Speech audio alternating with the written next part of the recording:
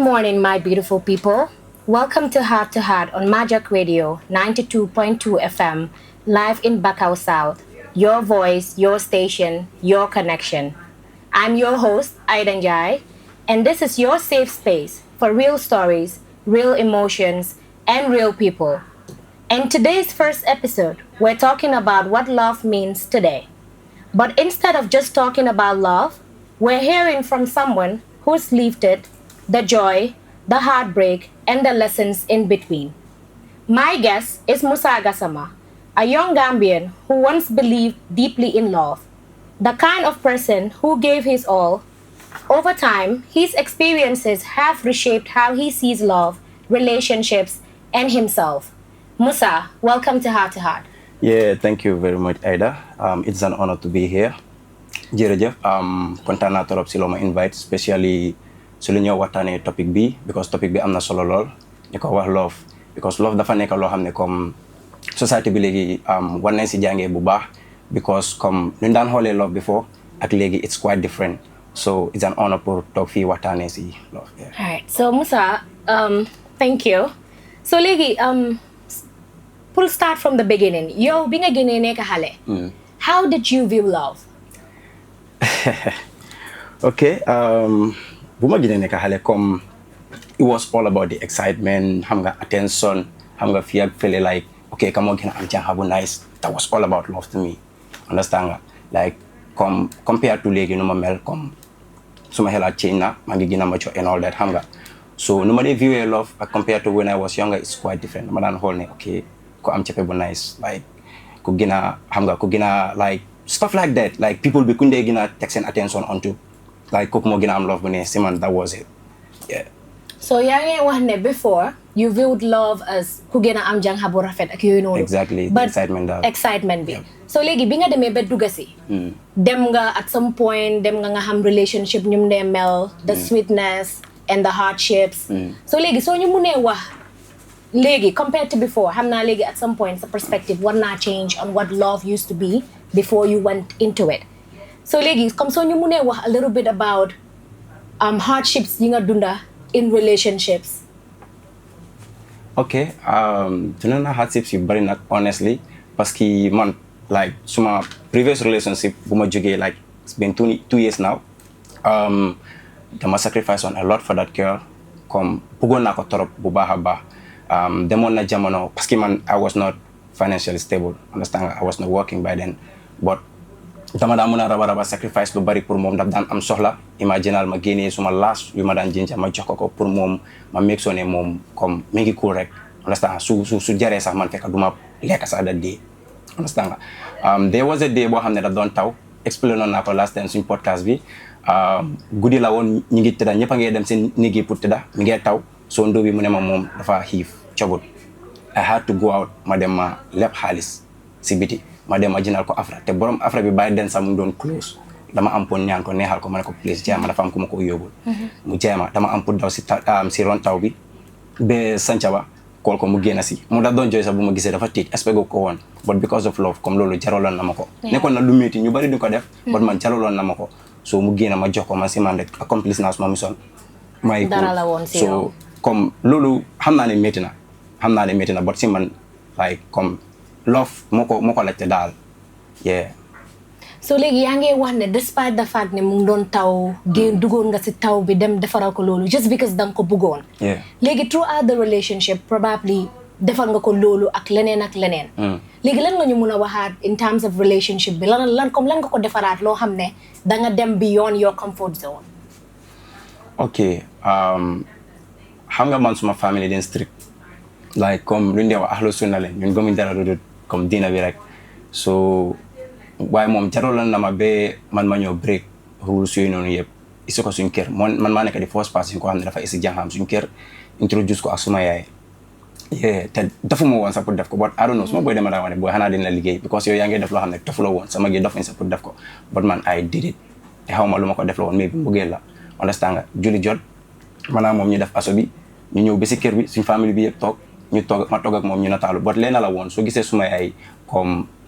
crash it on out mère def li because suma yaay dafa nekkoon koo xam ne di dee toroxal nit di dee toroxal jigéen doo leggu ko woon after loolu oo na ma mu wax ak man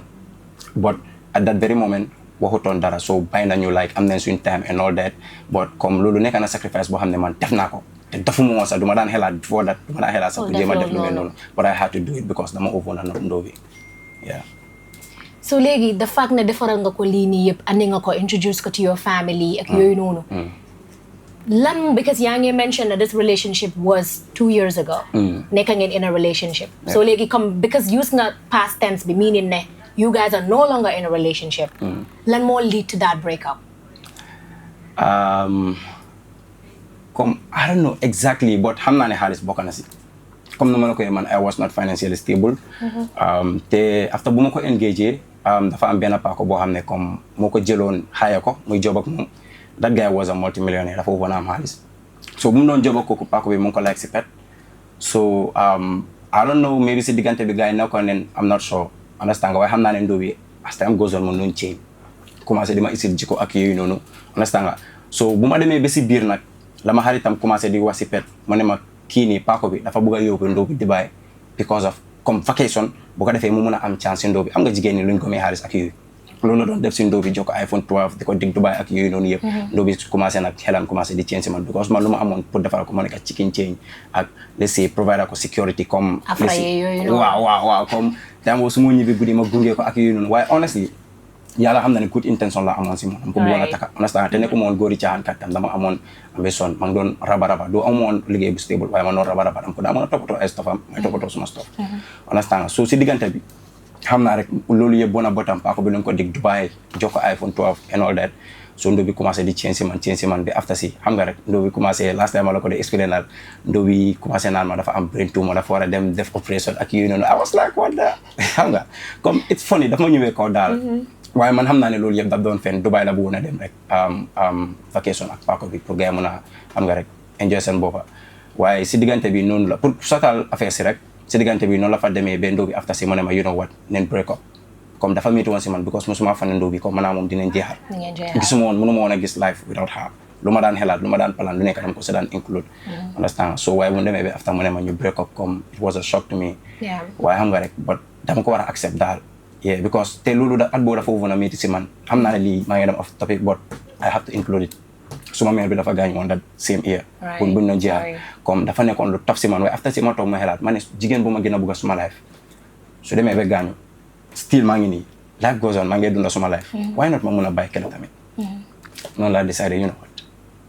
ma nga jàll si leneen yeah exactly so yeah xam naa ne li nga dunda métti na especially su nekkee jigéen bi nga xam ne bëggoon nga ko am na foo ko tegoon dem nga génna the normal routine bi nga am as a family you were not allowed to bring girls or women into the house but then you did that for her and mu dem ba toolu foo xam ne expectoon nga ne woon ne she would be a wife for you but at the end of the day mu ñëw mu jëndee la keneen koo xam ne probably moo la ëppa xaalis so léegi that would bring me back to lan nga mun a wax in relationships because dañ dee gis ñoo bari ñoo xam ne they go into certain relationships because of the benefits they can get from it am na ñoo xam ne dégg-dégg dañ dee buggante without the financial aspect of it waaye am na ñoo xam ne they go into relationships because of the benefits they can get from that so léegi yow sa xalaat lan nga mun a wax si loolu noonu how does finances contribute to relationships contribute na si bu baax a baax because comme léegi jamono bu ñu toll nii not just jigéen yi even góor yi sax suñu dee takka jabar dañ dee seet jigéen boo xam ne comme at least su nekkul moom but family am seen background strong la because comme duñ dee bugg a nekk koo xam ne takka koo xam ne dafa nekk dependent koo xam ne dafa depend si gars yi anything loolu soxla but dañ dee xool jigéen boo xam ne at least family am mu nekk koo jàppale si yenn mbir yi but ñun tamit jigéen yi ñoom tam luñ dee xool si ñun góor yi dañ dee seet koo xam ne kooku noonu mun na la naa jàppale si lu bari understand nga because kenn bëggut a ñëw dem sëy si kër boo xam ne yow loo doon am sa këri papa sax is way more than yow looy am foofu understand nga so that is understandable waaye comme nit yi lu ñu ko dee defee léegi daf dee xala ëppa understand nga ñoom den bëgg a wax ne comme like ku ñàkk daal moom deserve love léegi noonu la ko nit yi dee gisee te si man loolu noonu it's wrong so su nekkee ñu am xaalis yi ñu sëy ak ñu am xaalis yi so ñu ñàkk fi ñoo dem understand so mooy loolu so si sa wax su ma ko déggee financial security nekkul jigéen yi rek ñoo ko dee ut léegi góor yi tamit léegi loolu la gaay dee ut si sëy dañoo bëgg a sëy koo xam ne yaay ma papaam am neen nga xam ne at least su gaay duggee si sëy bi duñ si soona yooyu exactly make sense So léegi yow compared to before xam nga yaa ngi gisoon love as this fantasy but léegi ni nga demee dugga in a relationship with still that mindset nga ñëw am si that amount of heartbreak naka nga gisee love léegi sa perspective naka la changé. Okay, si man suma own perspective comme love is no more like about the excitement comme okay ma téye kii comme nu ma ko waxee woon nu ma ko daan gisee tamit xale téye naa jaxabane sax yooyu is more of comme like ngeen nekkalante foofu nga every day nga wax ne comme not just say it sa gémmiñ but nga xamal sa boppa ne ok man I choose this person over and over again te pare naa pour bil ak moom mu neex mu naxari mu am mu ñàkka pare naa pour bil ak moom man si man noonu laa dee xoolee love ba pare love dafa laaj comme patience because ñun dañ dunda si fast world fu mu nekk nii ñëpp dañ dee expect quick result dañ dee expect lu perfect quick replies and all that pour loolu mënut a am soo gisee suñu maam yi njëkk seen love mu daan dem lu yàgga gars daan dunda lu yàgga loo dee gis gars ñuy xuloo du ñàkk moom dinañ ko am si biir néeg waaye soo gisee nit yi du leen dee dégga wala sëy du daan gaaw a tas it's because ne danaan am patient te dañ daan xam lan la love comes with te dañ dee pare pour dékku ko nekk fa yeah.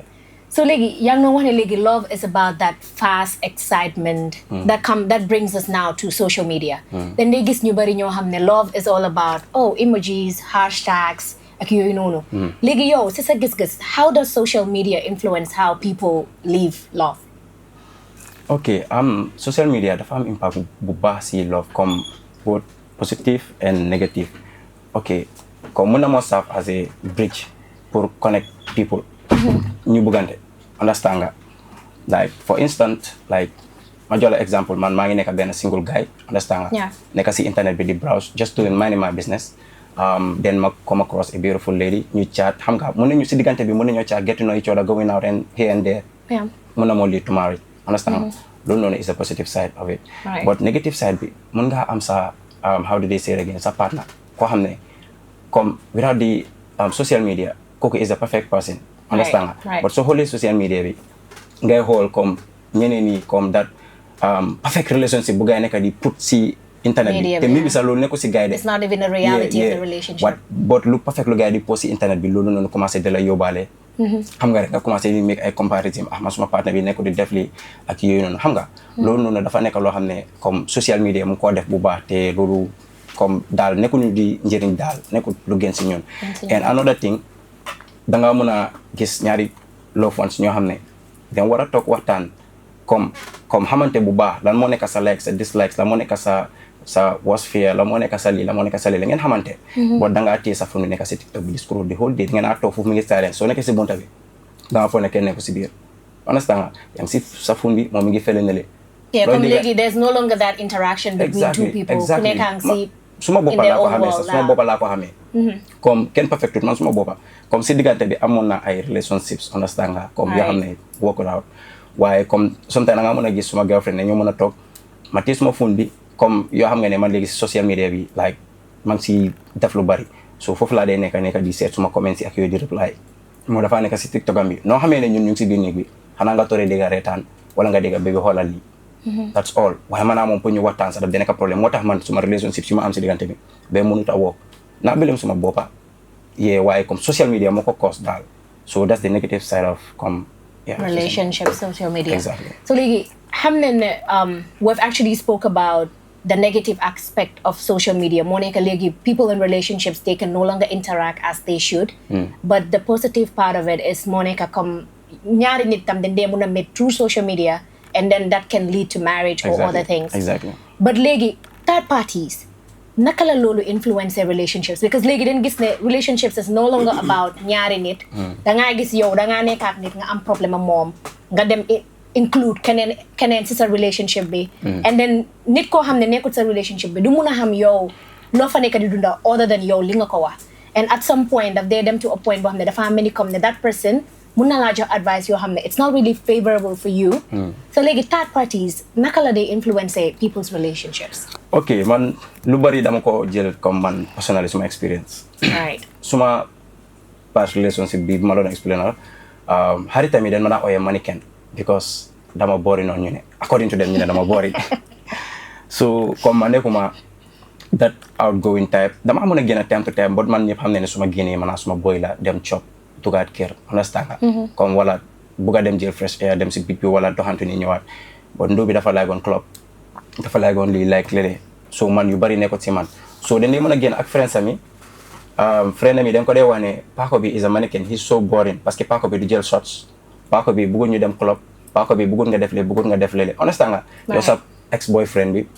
lu mu la daan defal daf la daan defal nii dafa amoon moto ak you know understand nga kii daf la daan doxloo kii nii sooy caaxaan sa du ko make understand nga comme those kind of stuff yi ko gars yi dee wax loolu moo dugg si boppam man foog naa ne loolu bokk na si lu tax moom sax mu gën a maa bàyyi mu dem si kële ne rek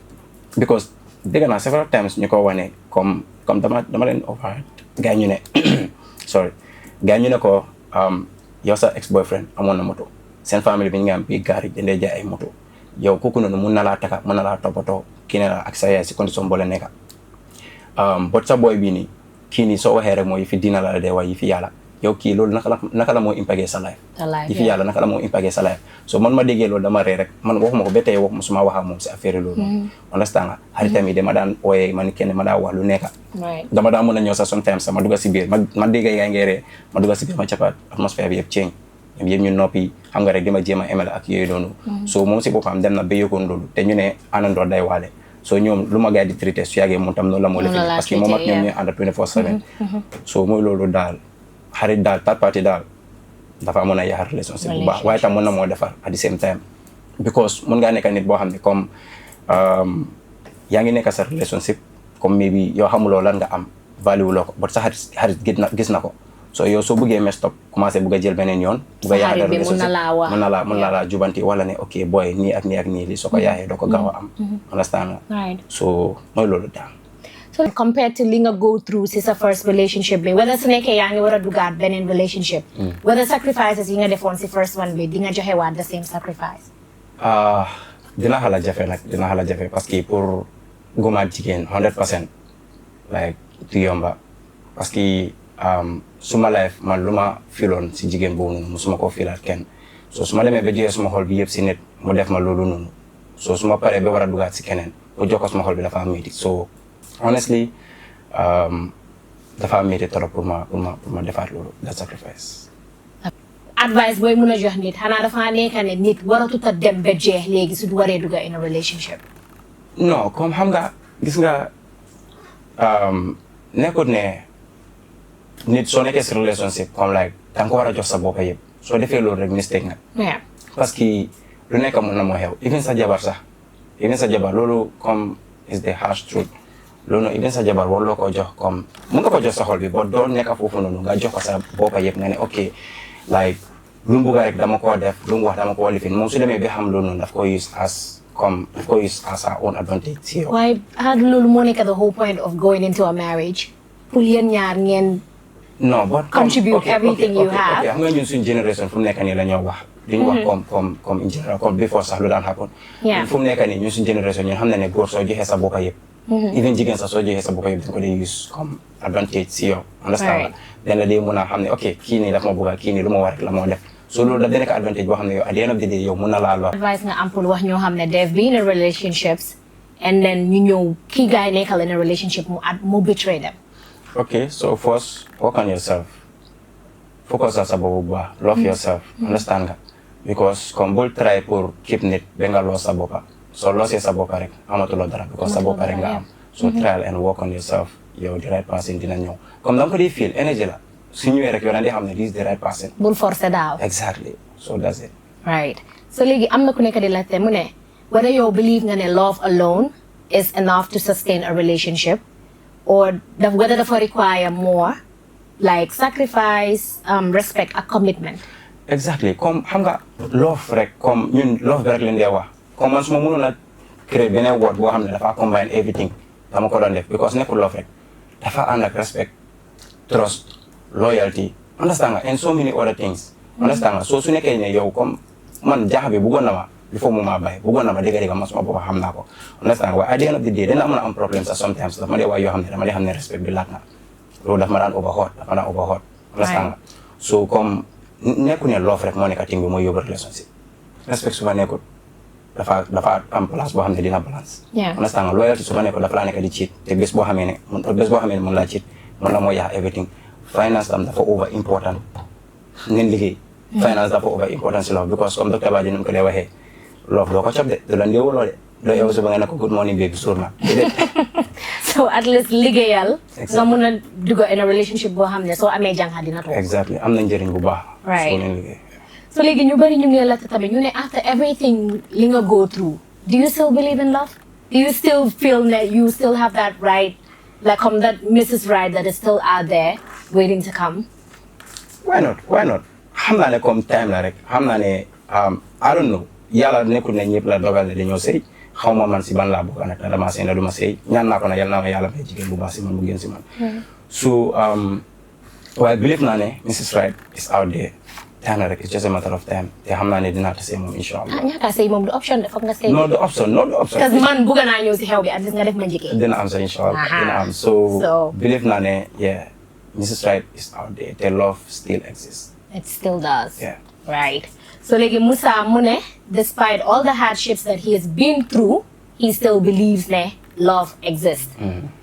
am nga ndoo at the end of the day bàyyi na la pour keneen koo xam ne moo la ëpp xaalis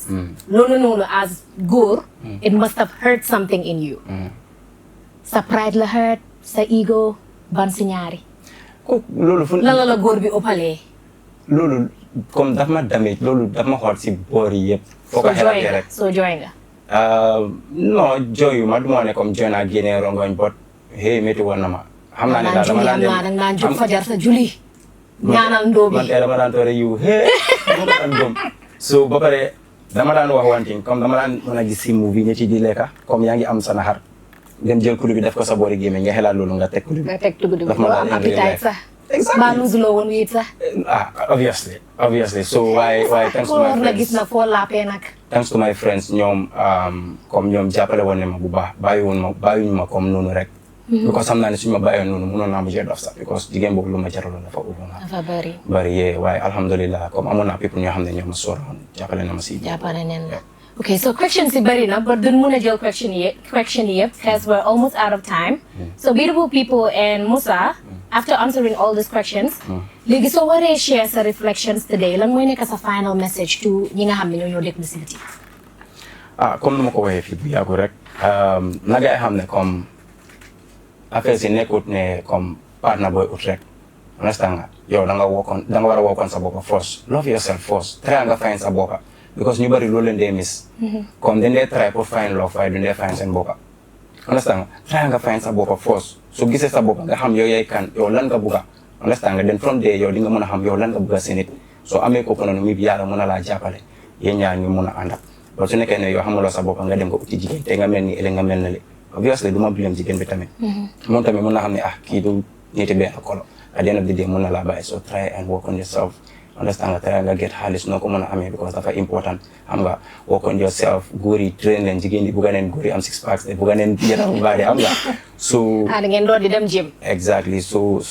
mooy loolu daal at the end of the day daal soo amee sa bopp rek di nga mën a am loo bugga sa partner ok so Musa lu mu nekk di wax moo nekka you guys can go in and out of relationships but no matter heartbreaks yoo leen mun di am in a relationship never lose yourself always love yourself first because soo lovee sa boppa di nga mën a love keneen koo xam ne would come to you down the line so képp koo xam ne you've been through heartbreaks still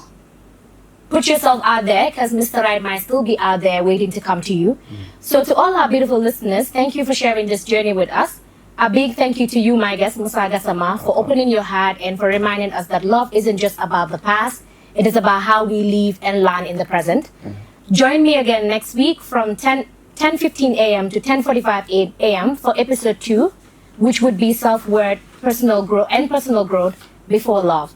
And in that episode, we would explore the importance of self-awareness, boundaries, and independence before committing into a relationship. Until then, keep your hearts open and your love real. I'm Ida Njie, and this has been Heart to Heart only on Majak Radio 92.2 FM. Thank you for joining us.